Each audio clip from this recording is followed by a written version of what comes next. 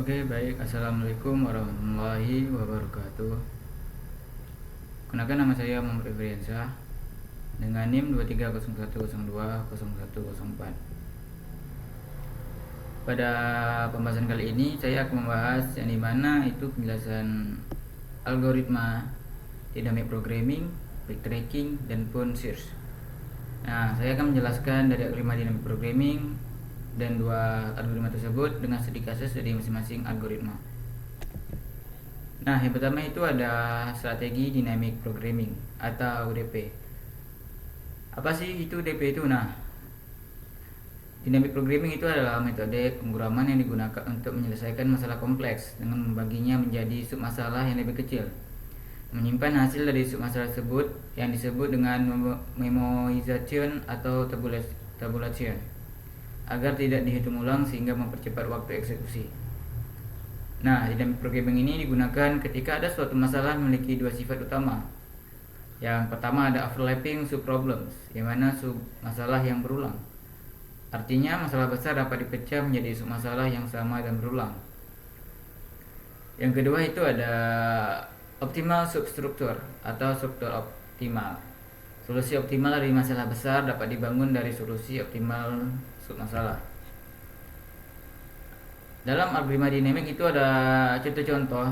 Yang pertama itu ada Fibonacci number, ada knapsack problem, ada shortest path seperti algoritma Fluid, Warshall, dan Bellman-Ford.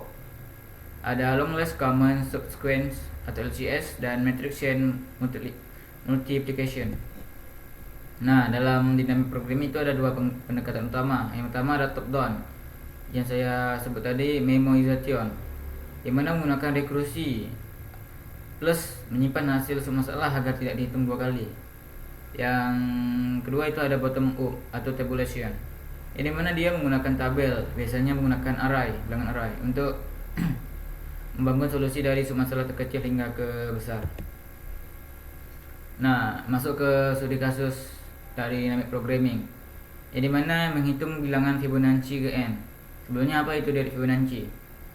Dari Fibonacci itu adalah dari angka yang dimana dalam gambar ini ada f0 sama dengan 0, f1 sama dengan 1, dan fn dengan fn min 1 ditambah fn min 2 untuk n kurang lebih dari 1.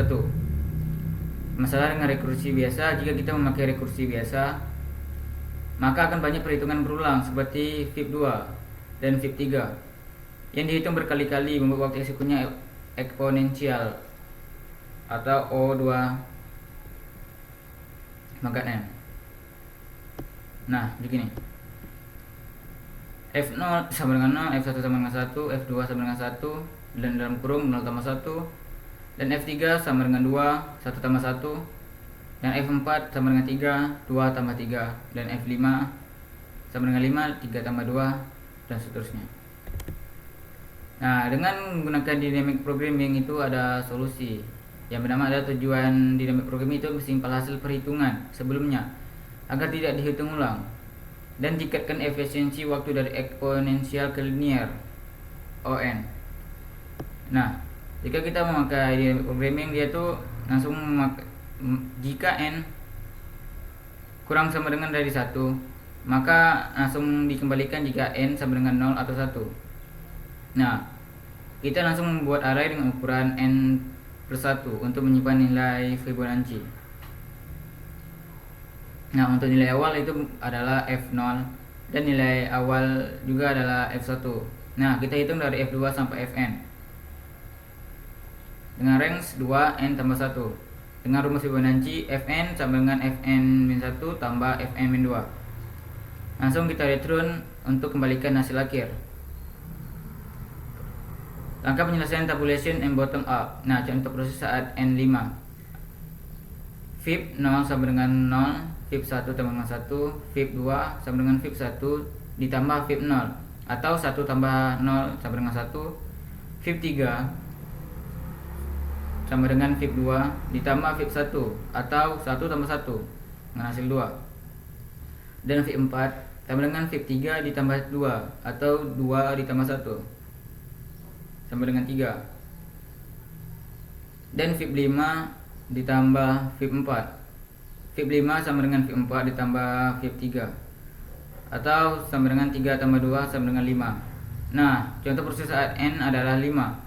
Fibonacci DP 5 akan menghasilkan 5 dan hanya dilakukan sekali hitung untuk setiap nilai dan tidak ada perhitungan ulang.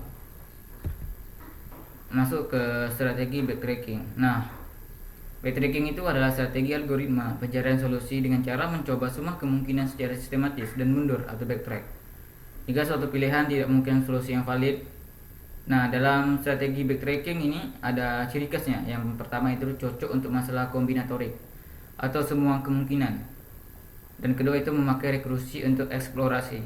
Dan yang ketiga adalah solusi yang tidak valid akan dibuang sejak dini atau pruning. Nah, struktur umum algoritma backtracking. Jika solusi sementara adalah solusi akhir, simpan atau tampilkan solusi. Dan setiap pilihan mungkin jika pilihan valid, tambahkan ke solusi sementara. Backtrack atau solusi sementara, hapus pilihan atau backtrack. Nah, contoh kasus dari backtracking, yang mana ada permutasi dari sebuah string. Masalahnya buat semua urutan permutasi dari karakter A, B, C.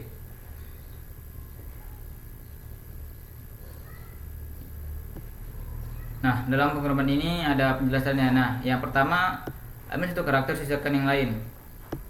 Ambil karakter ke I dan sisanya. Lanjut, panggil rekursi untuk sisa karakter. Rekursi untuk sisa karakter. Permutasi dengan sisa baru, pad ditambah char. Nah, untuk pemanggilan fungsi, nah kita menggunakan permutasi A, B, C. Ketika sisa habis, cetak hasilnya. Nah, gini dari hasilnya. ABC, ACB, BAC, BCA, CAB, CBA. Masuk ke strategi prune search. Nah, prune search ini disebut juga branch atau bond atau pruning, yang sering dipakai sebagai strategi untuk mengurangi jumlah pencarian dalam algoritma pencarian solusi seperti backtracking atau DVS. Apa itu prune search? Nah, prune search itu adalah teknik untuk memotong prune atau mengabaikan cabang pencarian yang tidak mungkin menghasilkan solusi yang valid atau tidak akan memberikan solusi lebih baik dari yang sudah ditemukan, dengan tujuan menghindari eksplorasi jalur yang tidak menjanjikan untuk menghemat waktu dan ruang. Kalau ditanya kapan menggunakan strategi prune search, nah, pruning digunakan dalam backtracking, misalnya dalam puzzle seperti Sudoku dan N-Queens, branch and bond, misalnya traveling salesman problem, knapsacks, dan deep first search atau DVS dengan syarat tertentu. Nah, satu kasusnya dengan menggunakan prune search adalah N-Queens problem. Letakkan N buah ratu atau queen di pencatur N x N sehingga tidak ada dua ratu yang saling menyerang. Ratu bisa bergerak horizontal, vertikal, dan diagonal. Jadi tidak boleh ada dua ratu di baris kolom atau diagonal yang sama. Dengan penggerakan backtracking ditambah prune search. Nah, kita akan menukar ratu baris demi baris, satu per baris, dan setiap langkah kita coba semua kolom untuk menemukan ratu. Dan yang kedua, prune, kita pangkas cabang tidak valid sejak awal, tambah lanjutkan rekursi. Sebelum meletakkan ratu, kita cek dulu apakah kolom itu sudah dipakai, atau apakah diagonal utama atau diagonal sekunder sudah dipakai. Jika ya, maka kita tidak lanjut ke langkah berikutnya. Ini disebut pruning. Nah, untuk penjelasan detail dengan fungsi Slough and Queens ini, jika semua baris telah diisi, maka print solusi. For line inboard, maka kita akan print line. Nah, lanjut kita mengidentifikasi diagonal dengan diagonal 1 row dikurang ini, diagonal kedua row ditambah ini.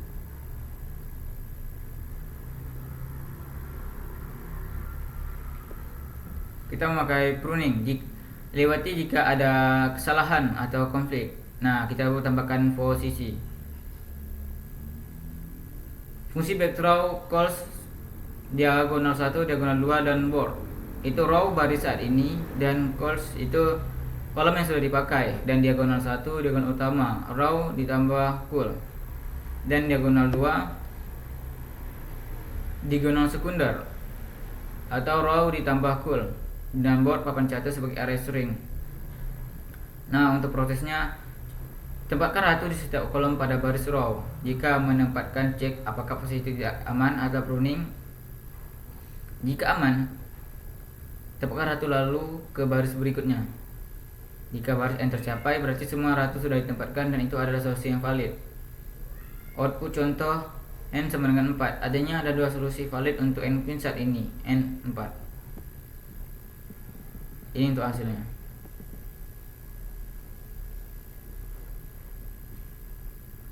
Oke, sekian dari penjelasan saya. Saya akhiri dengan wabillahi taufiq wal hidayah. Assalamualaikum warahmatullahi wabarakatuh.